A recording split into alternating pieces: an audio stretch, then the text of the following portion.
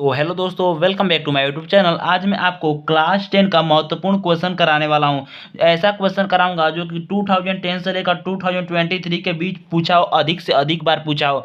दोस्तों ये video all board exam के लिए है, यानी कि क्लास 10 यानी क्लास 10 में अगर हैं और 2024 बोर्ड एग्जाम की तैयारी कर रहे हैं और 2024 में बोर्ड एग्जाम देने वाले हैं, तो मैं आपको बता दूँ ये यूपी बोर्ड के लिए, झारखंड बोर्ड के लिए, बिहार बोर्ड के लिए, हर एक बोर्ड के लिए। ठीक, इसलिए आप इस किसी भी राज्य से वीडियो देख रहे हो आप देख सकते हैं। ठीक, बहुत ही महत्वपूर्ण क्वेश्चन है, ये बोर्ड एग्जाम में अवश्य आएगा।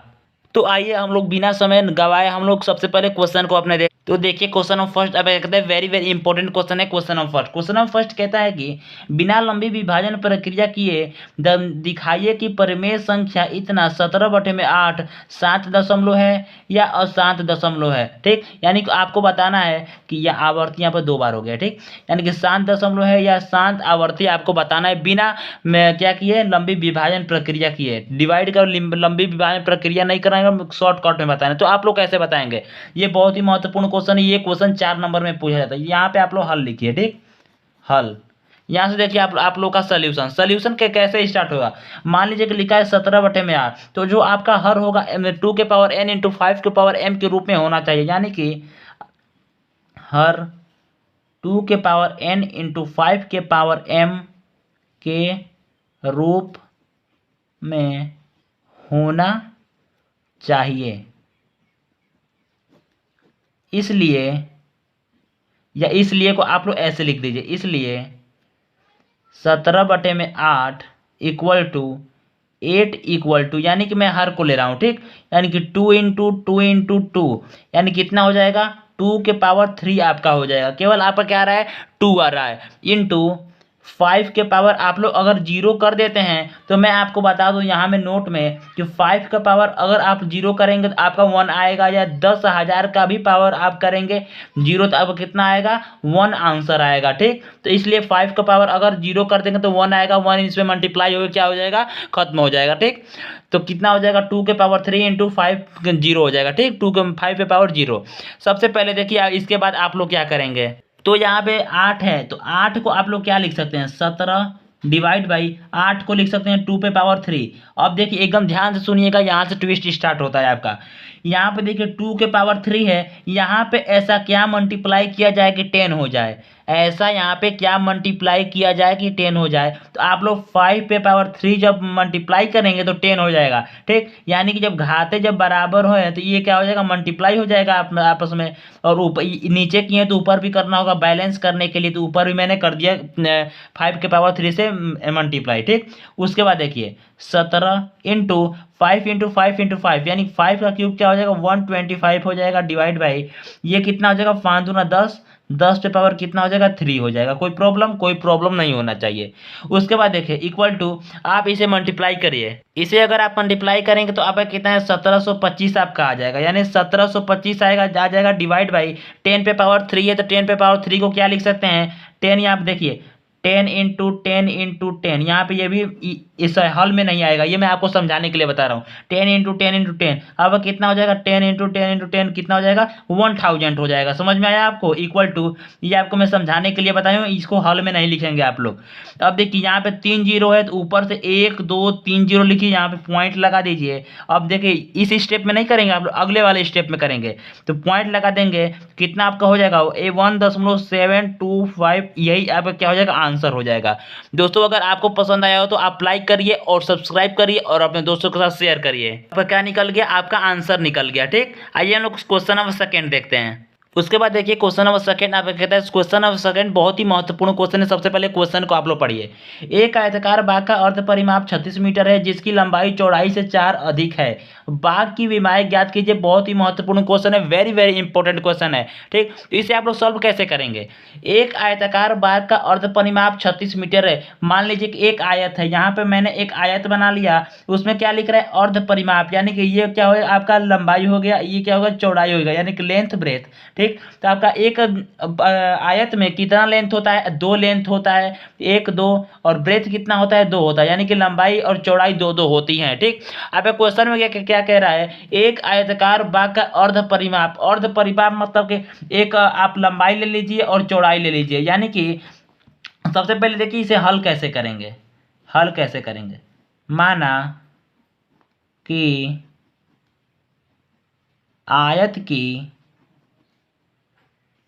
लंबाई बराबर x तथा चौड़ाई बराबर y। ठीक, तो आप लोग आयत की लंबाई को आप लोग x मान लीजिए और चौड़ाई को क्या मान लीजिए, y मान लीजिए। और उसके बाद देखिए प्रश्नानुसार एक आयतकार बाग का अर्ध परिमाप 36 मीटर है। अर्ध परिमाप यानी कि x plus y equal to 36 metre. ठीक, यानी कि लंबाई प्लस चौड़ाई बराबर 36 मीटर है, समीकरण नंबर 1। ठीक, यहाँ प्रश्नानुसार लिखिए, प्रश्नानुसार। ठीक, इसको आप लोग लिखना पड़ेगा प्रश्नानुसार, नहीं तो गलती हो जाएगा। उसके बाद जिसकी लंबाई, ध्यान से सुनिएगा, जिसकी लंबाई, यहाँ पे मैं लिख रहा हूँ x, यहाँ पे y। ध्यान से सुनिएगा, यहाँ पे मैं इक्वल का चिन्ह लगा रहा हूँ आपको समझाने के लिए। यहाँ पे देख क्या लिखा है, जिसकी लंबाई यानी कि लंबाई चौड़ाई से, यानी ये चौड़ाई से 4 अधिक है, यानी कि क्या अधिक है, लंबाई आपकी अधिक है, लंबाई चौड़ाई से 4 अधिक है। इसको बैलेंस करने के लिए आपको 4 से क्या करना पड़ेगा, इधर 4 आपको प्लस करना पड़ेगा, तो आपका बैलेंस हो जाएगा। ये समीकरण नंबर क्या बन गया, दूसरा बन गया। उसके बाद देखिए समीकरण 2 से x का मान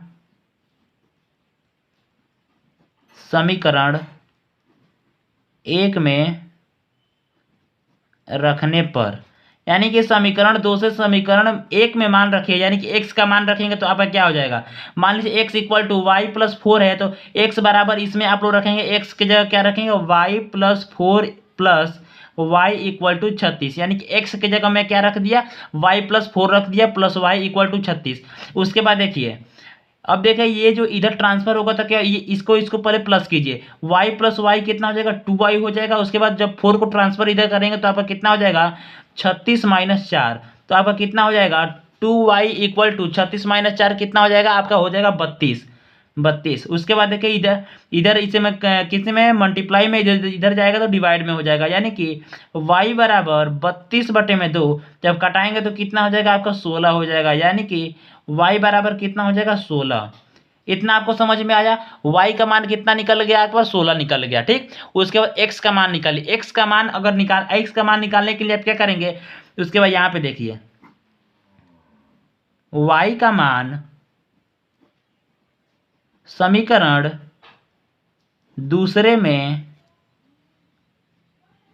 रखने पर, ठीक, यानी कि y का मान आप समीकरण दूसरे में जब रखेंगे तो आपका x का मान निकल जाएगा। ठीक, यानी कि x equal to y plus 4 है। ठीक, तो x इक्वल टू वाई की जगह कितना 16 और प्लस 4, तो x बराबर कितना हो जाएगा आपका 16 4 कितना हो जाएगा 20 हो जाएगा। यानी कि आपका क्या निकल गया, x कितना निकल गया 20 और y निकल गया 16, यानी कि आपका जो लंबाई है कितना है 20 है और चौड़ाई जो है 16 है। ठीक दोस्तों, अगर आपको ये क्वेश्चन पसंद आया तो वीडियो को धड़ाक दे लाइक ठोकिए। देखिए क्वेश्चन नंबर 3 अब क्या कहता है, समीकरण x square minus 7x plus 12 equal to 0 के मूलों के व्युत्क्रमों का योगफल ज्ञात कीजिए। वेरी वेरी इंपॉर्टेंट क्वेश्चन, बहुत ही महत्वपूर्ण क्वेश्चन है ये। तो यहाँ से हम लोग क्या करते हैं, अपना हल करते हैं। इसे क्या करेंगे हम लोग, सबसे पहले देखेंगे इनका व्युत्क्रम पहले मत निकालिए, सबसे पहले मूलों का योगफल और मूलों का गुणनफल निकालिए। तो मूलों का योगफल क्या होता है, माइनस एक्स स्क्वायर का गुणांक डिवाइड बाई क्या होता है आपका एक्स का गुणांक। ठीक, एक्स स्क्वायर का गुणांक आपका कितना है, यहाँ पे लिख लीजिए, एक्स स्क्वायर का गुणांक डिवाइड बाई एक्स का गुणांक। ठीक, आपका एक्स स्क्वायर का गुणांक कितना हो जाएगा, यहाँ पे कुछ नहीं तो 1 छिपा हुआ है। ठीक, तो -1 माइनस फॉर्मूले में है, -1 डिवाइड बाई कितना हो जाएगा, एक्स का गुणांक कितना है आपका -7, तो माइनस से माइनस क्या हो जाएगा, कैंसिल हो जाएगा, इक्वल टू कितना हो जाएगा 1/7। ठीक, उसके बाद देखिए ये क्या आपका हो गया, क्या हो गया, मूलों का योगफल हो गया। उसके बाद मूलों का गुणनफल, यहाँ पे लिख लीजिएगा मूलों का योगफल। ठीक, यहाँ पे आप लोग लिख लीजिएगा, यहाँ पे लिखिए मूलों का गुणनफल। मूलों का गुणनफल आप लोग करेंगे तो क्या होगा, मूलों का जो गुणनफल होता है एक्स स्क्वायर का गुणांक डिवाइड बाई अचर पद, एक्स स्क्वायर का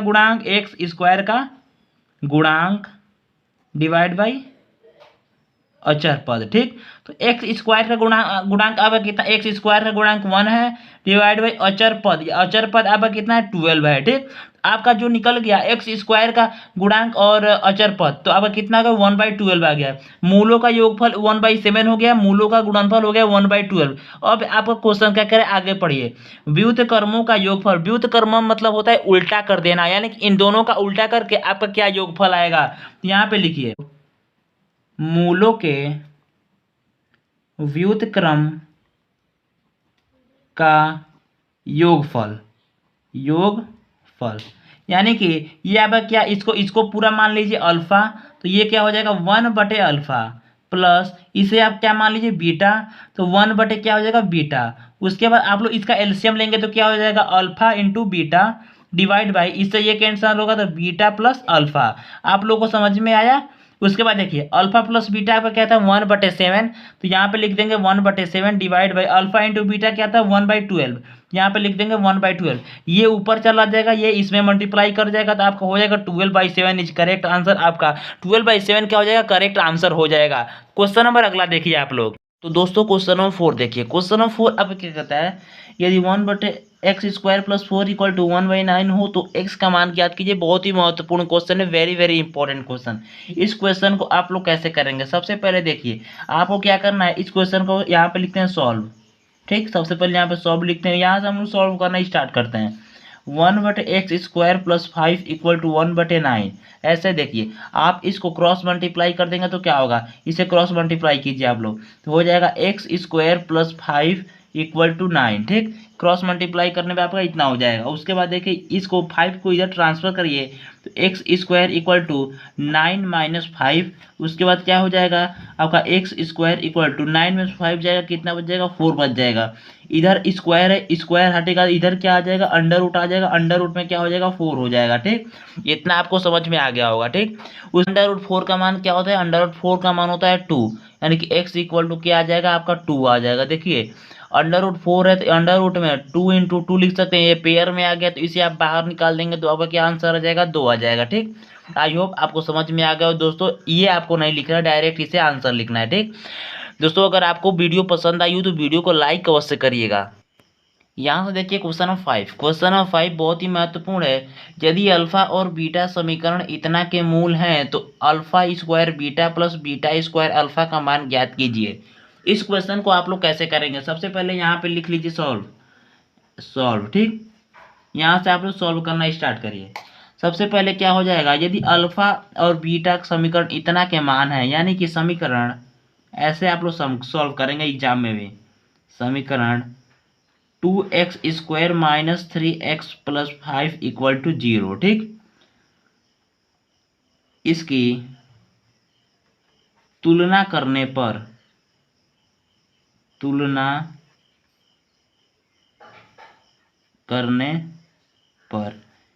ax + by + c = 0, ठीक। आप लोगों को समझ में आ गया होगा। इसके बाद आप लोग कैसे करेंगे, इसको इस चीज से तुलना नहीं करना, ax² + bx + c इससे तुलना कीजिए। ये समीकरण इस पे क्या हो रहा है, बैठ रहा है, यानी कि इस पे ठीक है। तुलना करेंगे तो क्या आ जाएगा, a बराबर आपका आ जाएगा 2, b बराबर आपका आ जाएगा -3, c बराबर आपका आ जाएगा 0, ठीक। तो इतना आपका आ गया। उसके बाद देखिए आप लोग क्या करेंगे, यहाँ पे आप लोग का लिखा है α² बीटा प्लस β² अल्फा। सबसे पहले alpha into beta plus alpha plus beta आपको निकाल लेना है। सबसे पहले हम निकाल ले रहे हैं alpha plus beta. Alpha plus beta आपका क्या होता है -b/a, तो आपका क्या होता है -b/a, तो माइनस b क्या है आपका, b है -3, तो माइनस माइनस क्या आपका हो जाएगा प्लस हो जाएगा, डिवाइड बाई क्या हो जाएगा आपका 2 हो जाएगा, ठीक। तो अल्फा प्लस बीटा क्या हो जाएगा आपका माइनस माइनस प्लस, तो ये हट जाएगा यहाँ से। उसके बाद 3/2, ठीक। यहाँ पे देखिए, यहाँ पे आपका जो c है वो 5 है, इसे आप क्या कर दीजिए 5 कर दीजिए, यहाँ पे 0 नहीं होगा।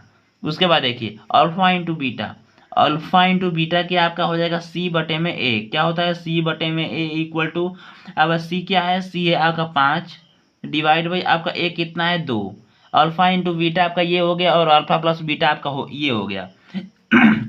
यहाँ पे दे रहा है α² beta plus β² alpha. Alpha square beta plus beta square alpha. इसमें से अल्फा प्लस बीटा आप लोग कॉमन लीजिए। देखिए अल्फा इंटू बीटा अगर आप कॉमन लेंगे तो आपका इसमें बच जाएगा अल्फा प्लस इसमें बच जाएगा बीटा। कोई दिक्कत नहीं होनी चाहिए। उसके बाद अल्फा इंटू बीटा का मान क्या है 5/3, 5/2 तो कितना है 5/, आपका 2 है। देखिए यहाँ पे अल्फा इंटू बीटा का मान सही है 5/2। उसके बाद अल्फा इंटू बीटा का मान है 3/2। यहाँ पे लिख दिए 3/2। यहाँ पे ब्रैकेट है, यहाँ पे इंटू आ जाएगा ठीक। उसके बाद 5 3 15, 2 दूना 4, आपको क्या हो जाएगा दोस्तों, ये आंसर हो जाएगा। आई होप आपको समझ में आ गया होगा दोस्तों। अगर आपको अच्छा वीडियो लग रहा है तो आप लोग सब्सक्राइब अवश्य करिएगा और लाइक भी अवश्य करिएगा। तो दोस्तों देखिए क्वेश्चन नंबर 6। क्वेश्चन नंबर 6 आपका क्या कहता है, sec B plus C divide by 2 equal to cosec A by 2। तो इसका मान कैसे निकालेंगे आप लोग। सबसे पहले देखिए इसे सॉल्व करके आपको ये प्रूव करना है ठीक। इसे सॉल्व करके आपको ये प्रूव करना है, यहाँ पे लिखिए सॉल्व। उसके बाद देखिए आप लोगों को मैं बता दूं कि a प्लस बी प्लस सी का जो मान आप लोग पढ़े होंगे, a प्लस बी प्लस सी का जो मान होता है कितना होता है 180 डिग्री होता है। आप लोग जरूर पढ़े होंगे, 100% मैं बताता हूँ पढ़े होंगे। त्रिभुज में जरूर पढ़े होंगे angle A plus angle B plus angle C equal to 180 degree. तो आप लोग कैसे करेंगे इसे। सबसे पहले देखिए a प्लस बी प्लस सी का मान इतना होता है। यहाँ पे सबसे पहले एक स्टेप बढ़ा लीजिए, sec B plus C divide by 2। उसके बाद देखिए इक्वल टू, यहाँ पे देखिए बी प्लस सी दिया है, बी प्लस सी, ये इसको बी प्लस सी ए को ट्रांसफर करिए आप लोग। ये हो जाएगा B plus C equal to 180 degree minus A. आपको कोई दिक्कत नहीं होनी चाहिए इसमें ठीक। B plus C equal to 180 degree minus A, यानी कि जो बी प्लस सी है 180 डिग्री माइनस ए के क्या है बराबर है। यानी कि बी प्लस सी लिखे या 180 डिग्री माइनस ए लिखिए, बात एक ही है ठीक। तो मैं क्या करता हूँ, सेक बी प्लस सी के जगह मैं क्या लिख देता हूँ 180 degree minus A divide by 2 ठीक। उसके बाद देखिए, उसके बाद आप लोग क्या कर दीजिए, यहाँ पे देखिए 180 डिग्री बाई ए है 2 है, तो इसको इसमें ला दीजिए और ए को फिर इसमें ला दीजिए, आपका सॉल्व हो जाएगा क्वेश्चन।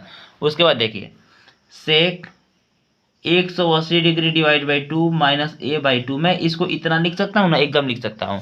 इसे आप घटाएंगे तो अब क्या हो जाएगा 90 बार में क्या हो जाएगा कट जाएगा, 90 बार में कट गया। उसके बाद देखिए यहाँ पे क्या हो जाएगा सेक 90 डिग्री माइनस ए बाई 2।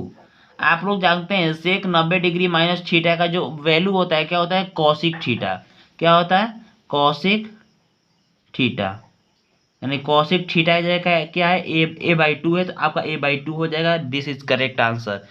आपका आंसर आ गया, आपका प्रूव हो गया LHS equal to RHS, LHS equal to RHS ठीक। आइए हम क्वेश्चन नंबर अगला देखते हैं।